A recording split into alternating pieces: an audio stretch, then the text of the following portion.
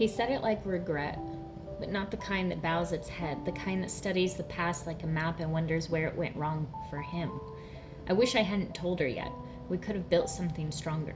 More time, as if time is harmless, as if it doesn't keep ledgers in quiet corners scribbling everything down in ink that refuses to fade. More time for what? For us to grow or for you to stay hidden? Because those are not the same thing, no matter how gently you try to rename them. I felt it then, that almost imperceptible shift, when something beautiful tilts in your hands just enough to reveal what's been underneath it all along. Like a photograph that looked like love until the light hit it sideways and suddenly you could see the smudges, the fingerprints, the places it had been handled too many times. You said it like loss, like something had been taken from you, like honesty was the mistake.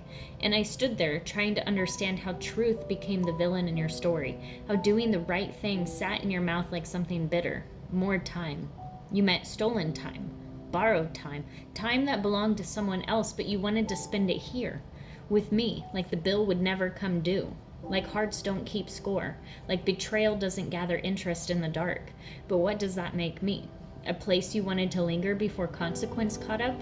A quiet room you wish you'd kept the lights off in a little longer? Because the moment you told her, we stopped being something hidden and became something real. And real things have weight, have edges, have names like accountability and choice. I wanted to believe you meant we deserved more time, but the truth settled heavier than that. You wanted more time without being seen, without being measured against the life you were already living, without standing in the doorway of a decision you didn't want to make yet, between happiness and duty. Even your family noticed it, the way something in you had lit up over the last year, the kind of happiness that doesn't hide well. And still, you spoke of choosing like it meant losing everything, like loving me would cost your boys, like she would take them and leave you with nothing. That was your only concern. And maybe that fear was real. Maybe it wrapped around your throat tight enough to keep you from stepping forward into real happiness. But fear doesn't make dishonesty noble. It just makes it quieter. And I hate how that realization rewrote everything, because suddenly every moment we had came with a shadow attached. Every laugh, every touch, every late night confession that felt sacred at the time, not just ours, never just ours. You wished you had waited, and I heard, I wish I had been dishonest longer. I wish I had kept her in the dark so I could keep you in the light. I wish I had stretched the lie until it felt like something I could live inside.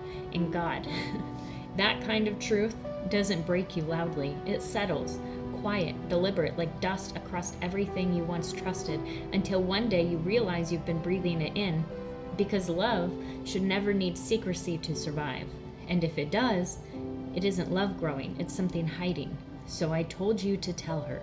Not because it was easy, not because I wanted to rush the ending of whatever we were, but because it was right, because I was never going to be the place you tucked truth away from.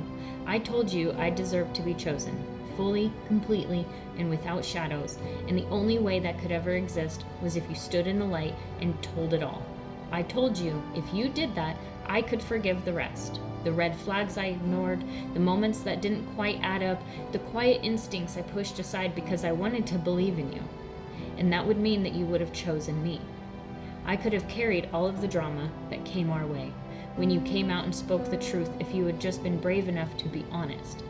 I couldn't love you enough to let you go without a fight, but I'm not built that way. But I could forgive if you had chosen truth over comfort, over fear, over the ease of staying hidden.